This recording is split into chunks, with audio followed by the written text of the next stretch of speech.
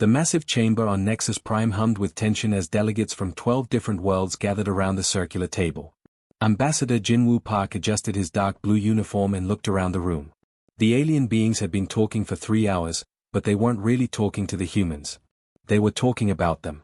The Vorthak delegate was a creature made of living crystal that sparkled under the bright lights. When it spoke, its voice sounded like breaking glass. The humans are still very young, it said to the others. They need our help to grow properly. Next to the crystal being sat a floating ball of gas that called itself an ethereal. These creatures could read minds, but somehow they couldn't read human thoughts. This made them nervous. Yes, the human species shows promise, the ethereal said, its voice coming from speakers around the room. But they are like children playing with dangerous toys. Park felt his jaw tighten. Dr. Soyoung Kim, his science advisor, sat beside him taking notes. Her pen clicked against the table with each insulting word. On his other side, Commander Hyun-sik Lee stared straight ahead, but Park could see the anger building in the military man's eyes. The Zephyrian delegate looked like it was made of flowing light. It moved in patterns that hurt to watch for too long. We have created the Guardian Protocol specifically for situations like this, it announced. Older, wiser civilizations will guide younger ones. This prevents mistakes that could harm everyone. What exactly are you proposing? Park asked, though he already knew the answer would make him angry. The crystal Vorthak turned toward him. All human military ships must be approved by us first. Any new human colonies must be approved by us. Any new technology humans create must be shown to us before you can use it. This is for your own safety, of course. Park stood up slowly. The alien delegates looked amused, like adults watching a child throw a tantrum. Let me understand this correctly. You want humanity to ask permission before we build ships, before we explore new worlds, and before we invent new things. For a few hundred years, yes, the ethereal said. Until you are mature enough to make these decisions alone. Mature enough according to who? The serpent-like Nagari delegate hissed softly. According to beings who have been traveling the stars for thousands of years while your species was still living in caves. That was the moment everything changed. Park walked to the center of the room where everyone could see him clearly.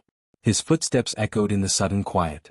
Throughout human history, he began, his voice growing stronger with each word, other people have told us we were too stupid, too dangerous, or too young to make our own choices. Each time, we proved them wrong. Sometimes the cost was terrible for everyone involved. The crystal being's light grew darker. Are you threatening us, human? Park smiled, but it wasn't a friendly smile. I'm giving you information. The Terran Federation refuses your Guardian protocols. We refuse any oversight from this council. We will make our own decisions about our ships, our colonies, and our technology. The room exploded with noise. Aliens spoke in their own languages, creating a mix of sounds that ranged from musical to horrible. Through it all, Park heard the Zephyrians' translated laughter. This is foolish, the snake-like Nagari said. Without our protection, you will face dangers that will destroy your entire species. Maybe, Park agreed. But we'll face them as free beings, not as pets in a zoo.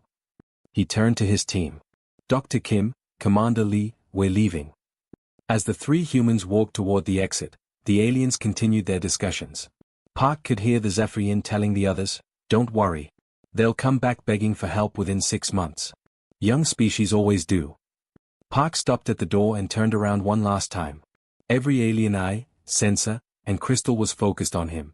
I want to share something we learned from our own history. Never mistake someone walking away for giving up. And never assume that just because someone is quiet, they're doing nothing. Empty threats from children, the Vorthak delegate said with its glass-breaking voice. Perhaps, Park replied. But remember this conversation in a year. Think about whether you really understood what kind of children you were dealing with. The door closed behind them with a sound like thunder. In the hallway, Commander Lee let out a long breath. Sir, they have bigger fleets than us. More advanced weapons. They could crush Earth if they wanted to. Could they? Park asked, still walking toward their ship. Or is that just what they want us to think? Dr. Kim looked worried. What's the plan, Ambassador? The people back home won't like this. They were counting on these peace talks to keep us safe. Park stopped walking and looked at both of them. The plan is simple. We go home, and we tell humanity exactly what these aliens think of us. Then we let humanity decide what to do about it. As their small ship left Nexus Prime, Park watched the massive station shrink in the viewport. Inside that station, 12 different species were probably celebrating their successful handling of the troublesome humans. They thought they had won. Park hoped they enjoyed the feeling while it lasted. 6 months had passed since the humans walked out of the peace talks. Ethereal mind reader Yunho floated in his meditation chamber, trying to do something that had never failed before. He was trying to sense human thoughts and feelings across the galaxy. Instead, he found nothing but empty darkness where human minds should be. For 300 years, Yunho had been able to touch the consciousness of every intelligent being in the galaxy. The anxious thoughts of Vorthak miners, the calculating minds of Zephyrian traders, even the simple emotions of primitive species on distant worlds. But now, when he reached toward human space, it was like trying to grab smoke. This is impossible, he whispered to himself, his gaseous form flickering with worry. Down in the main council chambers, the emergency meeting was not going well. Aquarian Intelligence Director Flux 7 stood before a holographic map of the galaxy. Red dots marked places where human colonies used to send regular communications. All of the dots were now gray and silent.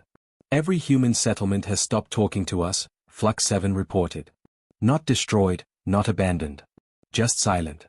When our ships try to visit, they receive automated messages saying human space is temporarily closed.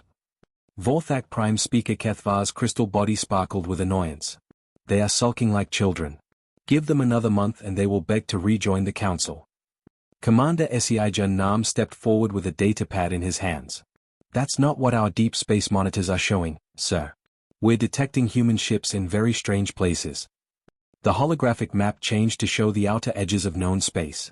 Tiny blue dots appeared in systems that shouldn't have any life. Some were in asteroid fields so thick that no normal ship could navigate them. Others were in nebulae that would kill any crew within hours. When we send patrol ships to investigate, Nam continued, the human vessels simply vanish. Not destroyed, not hiding behind planets. They just stop existing on our sensors. The serpent-like Nagari delegate coiled nervously. Perhaps their ships are breaking down in those dangerous areas. Humans always overestimate their abilities. That's what we thought too, Nam said grimly. But the energy signatures we detect suggest their ships are not only surviving but thriving in conditions that should be impossible. Yunho entered the chamber, his ethereal form pulsing with distress.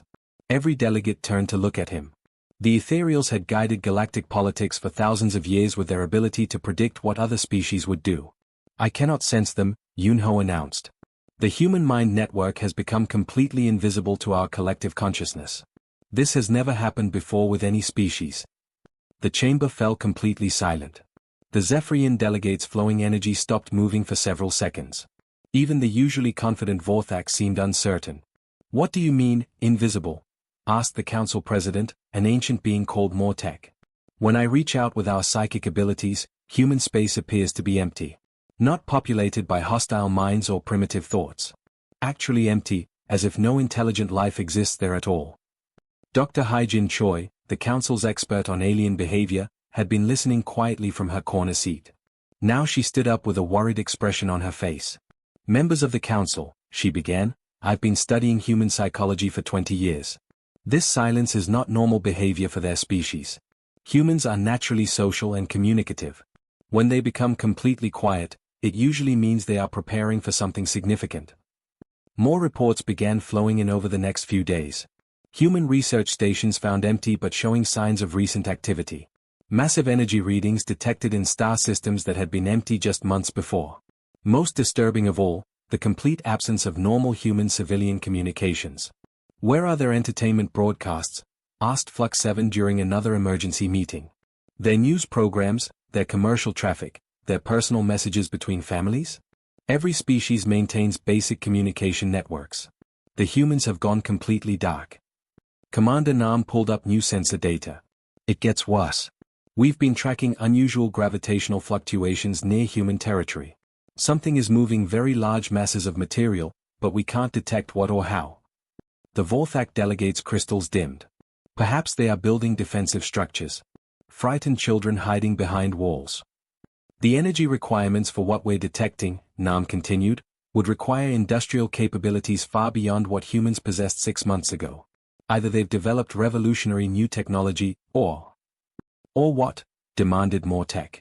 Or they've been preparing for this withdrawal much longer than we realized. Yunho's form flickered rapidly, a sign of extreme agitation among his people. There is something else. In the past week, our precognitive abilities have begun failing when we try to predict galactic events. We can still see the immediate future for most species, but larger patterns involving human actions return only static. The implications hit every delegate at the same time.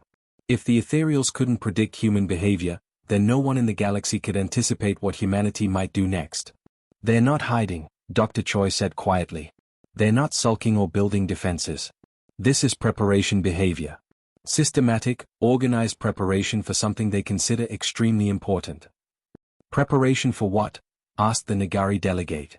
Dr. Choi looked around the chamber at all the confident, powerful beings who had dismissed humanity as children just months ago.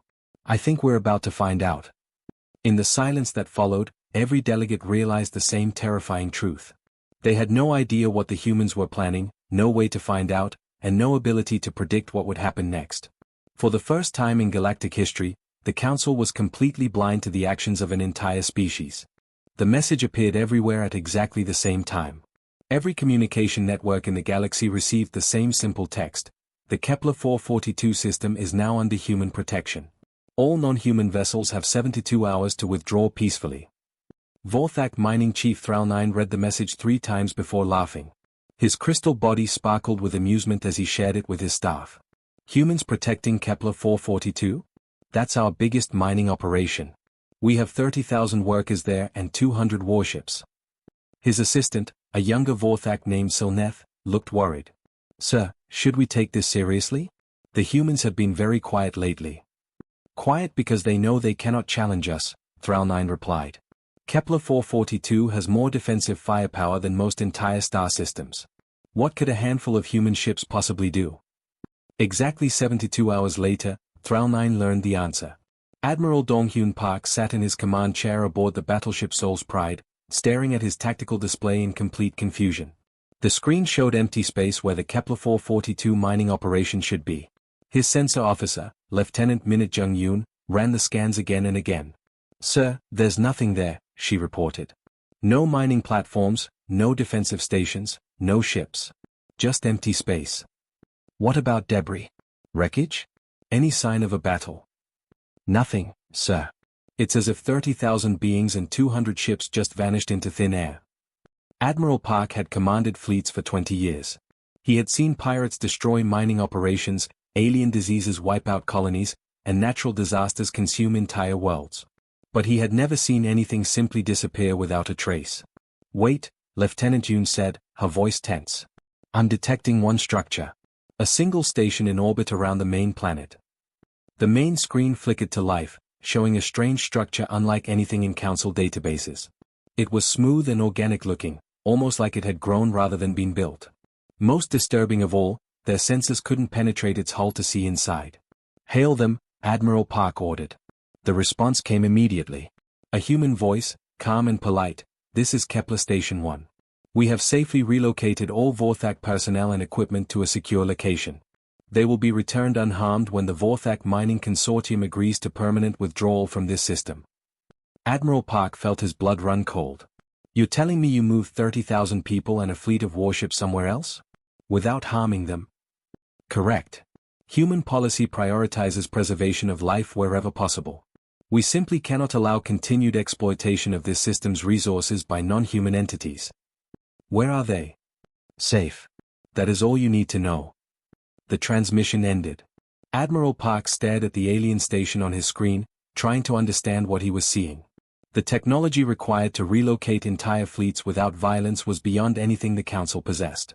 Over the next few days, similar reports flooded in from across the galaxy. A Zephyrian trade hub in the Centauri system found itself politely but firmly evicted by humans who had appeared overnight. A Nagari military outpost discovered their entire base had been transported somewhere else, leaving only a human station and a message thanking them for their cooperation. In every case, the pattern was the same. A warning, a deadline, then non-violent but complete displacement of existing operations. No one was hurt, but no one could resist either. Commander Seijan Nam briefed the Emergency Council session with growing alarm. 17 systems have been affected so far. In each case, human stations have appeared in strategically important locations. The tactical display showed the galaxy with glowing red lines indicating major trade routes. Blue dots marked the new human positions. Even the least military-minded delegates could see the pattern. They're not randomly taking systems, Nam continued. Every location they've claimed controls a critical junction in our hyperspace network. If they wanted to, they could shut down all trade between our worlds. Vorthak Prime Speaker Kethvar's crystals blazed with fury. This is impossible. Humans lack the technology for such operations. That's what we thought, Nam replied grimly. Our intelligence suggests otherwise. The energy signatures we're detecting from these human stations indicate power sources far beyond our current understanding. Ethereal Yunho floated into the chamber, his gaseous form flickering with distress. The displacement technology they're using operates on principles we cannot comprehend. Our scientists believe they're somehow manipulating space itself. Dr. Haijin Choi stood up from her observer's seat. The most concerning aspect isn't their technology. It's their strategy. Humans are known for their emotional decision-making, but this operation shows cold, calculated planning. What do you mean? Asked Council President Mortek. Look at the systems they've taken. Each one was selected for maximum strategic value with minimum resistance. They're not conquering through force. They're simply changing the facts on the ground and daring us to do something about it. The Nagari delegate coiled nervously. What about our missing people? The Vorthak miners, the Zephyrian traders, all the others. Nam checked his reports. All personnel have been returned safely to their home systems. The humans kept their promise about preserving life. But their equipment, their bases, their territorial claims, all gone. This is not warfare as we understand it, Mortek said slowly. They're not trying to destroy us. No, Dr. Choi agreed. They're trying to replace us. The humans aren't seeking to join the galactic community anymore.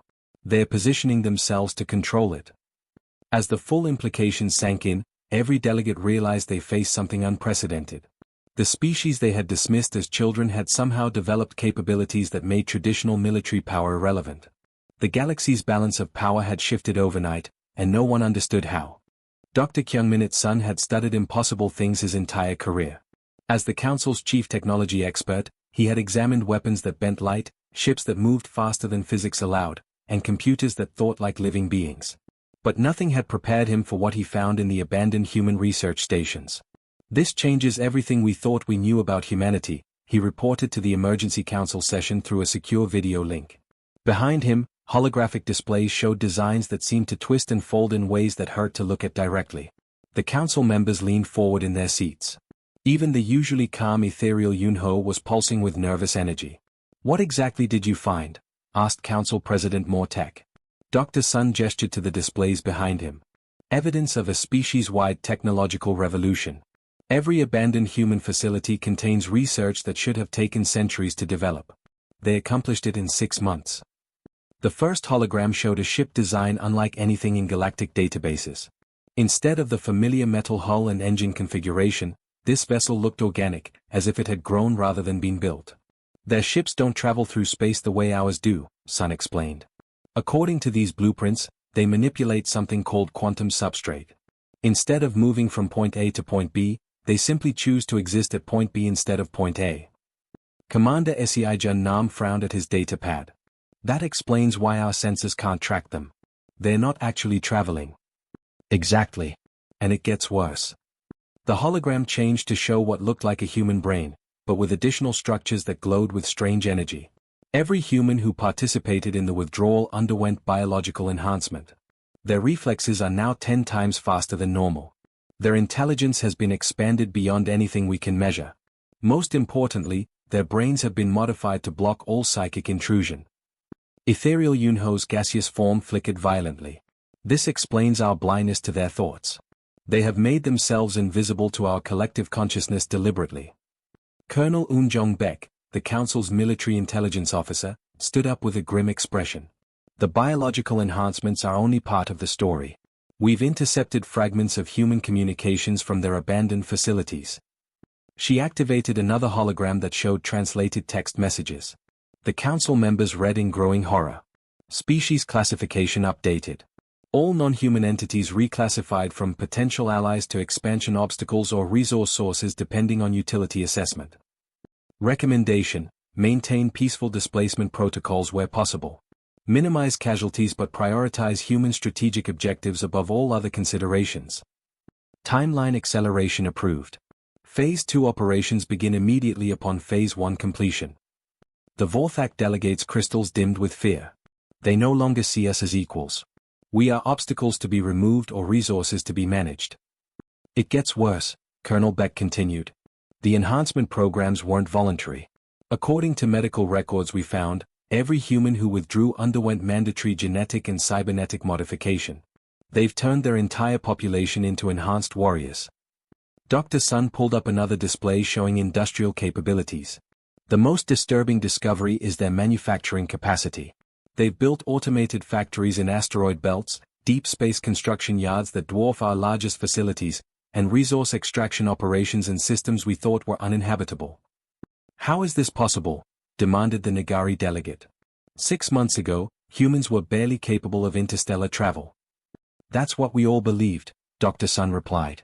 But the evidence suggests they were preparing for this withdrawal much longer than we realized. Some of these research projects show development timelines stretching back years. Colonel Beck nodded grimly. We think the peace talks were never about negotiation for humanity. They were intelligence gathering. While we debated Guardian protocols, they were studying our weaknesses and planning our replacement. The chamber fell silent as the implications sank in. The species they had tried to guide and protect had been playing a completely different game all along. Dr. Haijin Choi, the alien psychology expert, finally spoke up. There's one more thing we need to understand. The human enhancement programs didn't just change their bodies and minds. They changed their fundamental psychology. She brought up brain scan comparisons showing normal humans versus enhanced ones. Enhanced humans show no emotional attachment to non-human species. No empathy, no guilt about displacement operations, no concern for our well-being beyond basic efficiency calculations.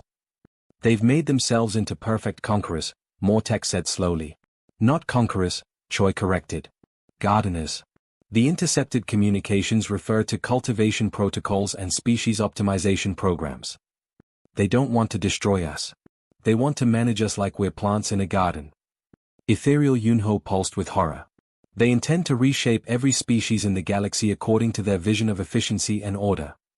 Dr. Sun activated one final hologram showing a timeline projection. Based on their current expansion rate and technological development, our analysis suggests they'll achieve dominant control over all major star systems within 2 years. What about resistance? Asked Commander Nam. Surely our combined fleets can. Our combined fleets, Colonel Beck interrupted, are using technology they understand completely and can counter effortlessly. They've studied us for years while we knew nothing about their true capabilities. The terrible truth settled over the chamber like a heavy blanket. The Council had spent months worrying about humanity's safety and maturity while humanity had been systematically preparing to replace them as the galaxy's dominant power. They had tried to be humanity's teachers and protectors. Instead, they had created something that viewed them as nothing more than problems to be solved. The students had become the masters, and the masters hadn't even realized class was over. The message that arrived at every Council world was different this time. Instead of a simple text warning, it was a formal diplomatic communication with an official seal. Ambassador Jinwoo Park requests an audience with the Galactic Council. New terms will be presented in 72 hours. Assembly Hall 7, Nexus Prime. Council President Mortek read the message 3 times. Assembly Hall 7 was the same chamber where humanity had walked out of the peace talks 8 months ago. The choice of location was clearly intentional. When the appointed time arrived, every council delegate sat in nervous silence. The chamber doors opened, and Ambassador Park walked in alone. But he was no longer the same human who had left in anger months before. Park moved with impossible grace, as if gravity affected him differently than normal beings. His eyes seemed to calculate 1,000 things at once, and when he smiled, it was the expression of someone who knew secrets that others could not comprehend.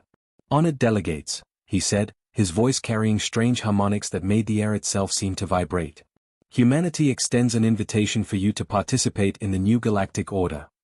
He activated a holographic display that filled the center of the chamber. The galaxy appeared in perfect detail, showing every star system, trade route, and populated world. Blue markers indicated human positions, and there were far more than anyone had realized.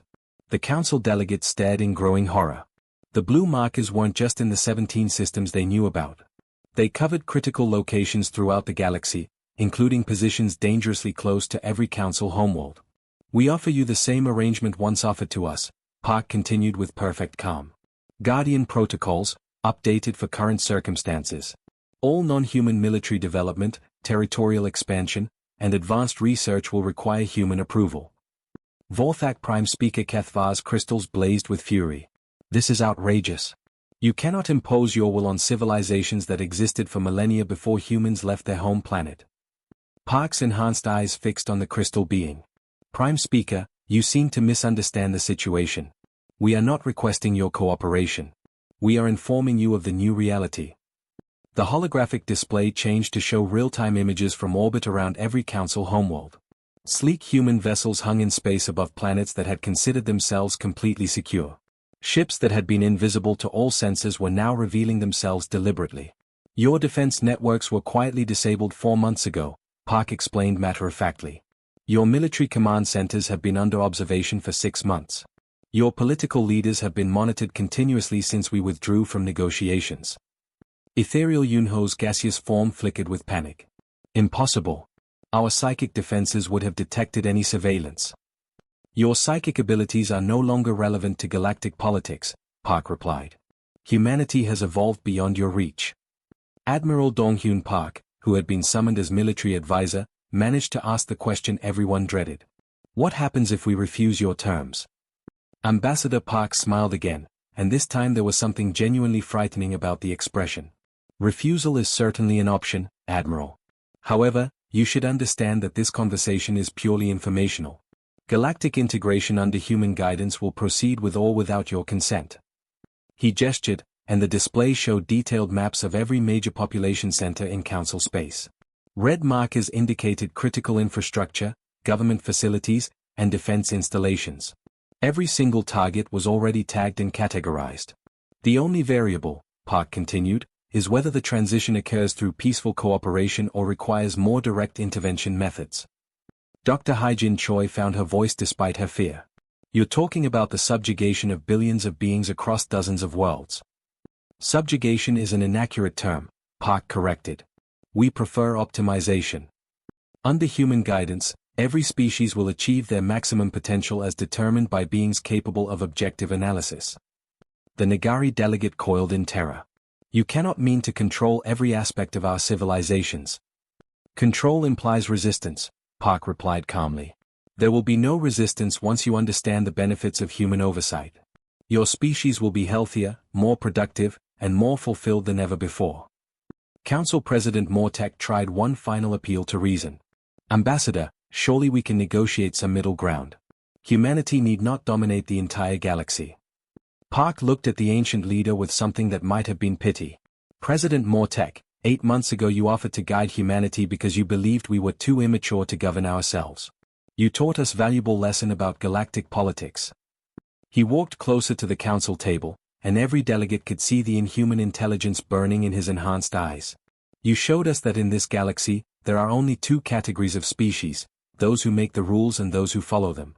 We have simply chosen which category humanity will occupy. The chamber fell into complete silence. Every delegate understood that their age of dominance had ended. The species they had dismissed as children had grown up, and they were nothing like what anyone had expected. Ambassador Park moved toward the exit, then paused at the threshold. You have 48 hours to begin implementing the transition protocols. Integration specialists will arrive at each of your homeworlds to assist with the process. And if we resist? Kethvar demanded desperately. Park looked back one final time. Prime Speaker, you taught us that power belongs to those willing to take it and hold it. Thank you for that lesson. The doors sealed behind him, leaving the former masters of the galaxy to contemplate their new reality as managed resources in humanity's garden. They had tried to make humanity their students. They had succeeded beyond their most terrible nightmares. Retriclord can make mistakes. Please double-check responses.